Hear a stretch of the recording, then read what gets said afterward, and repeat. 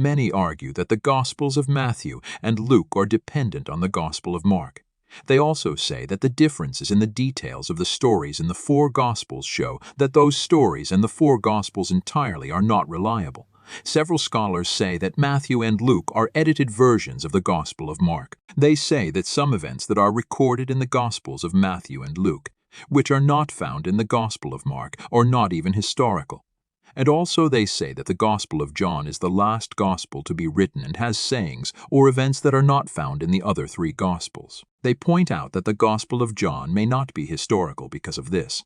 But there are problems with those claims. They make these two hypotheses.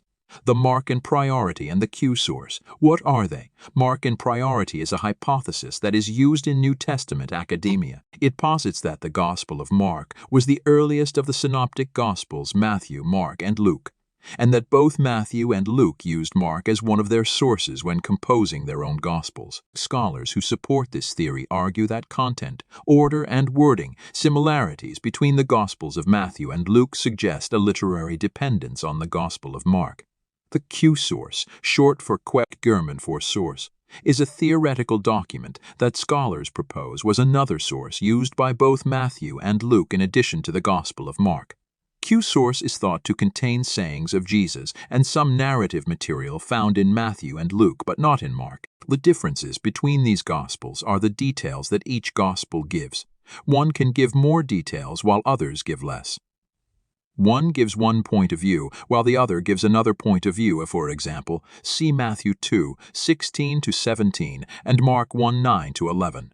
Many skeptics call these contradictions. However, they are not contradictions. Many church fathers tell us that Matthew composed his gospel in Hebrew and then translated it into Greek and wrote a different gospel, later in Greek. From the writings of the church fathers, it is evident that Matthew wrote different accounts on Jesus, especially in Hebrew. And then Matthew wrote an account of Jesus in Greek we have now. For example, Papias, one of the early church fathers, said, but concerning Matthew he writes as follows. So then Matthew wrote the oracles in the Hebrew language, and everyone interpreted them as he was able.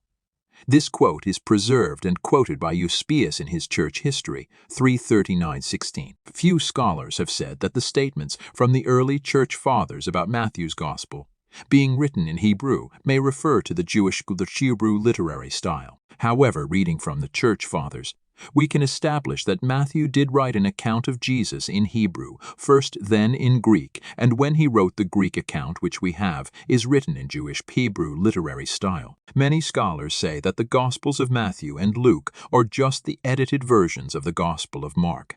That is not true, because of shared events in historical accounts. It does not mean they are unreliable. And the scholars whine about the Gospels not sharing every single event. Historical accounts will have some events shared, while few events not being shared. It does not mean that those accounts are not reliable. We know that Matthew wrote multiple accounts on Jesus. Luke tells us that he is interviewing the eyewitnesses. The stories that are shared between Matthew, Mark, and Luke does not prove that they are unreliable. Thus, the Gospels are reliable. One of the objections that was raised against the authorship of Matthew is that Matthew uses third person, including about himself, not first person. Why is that?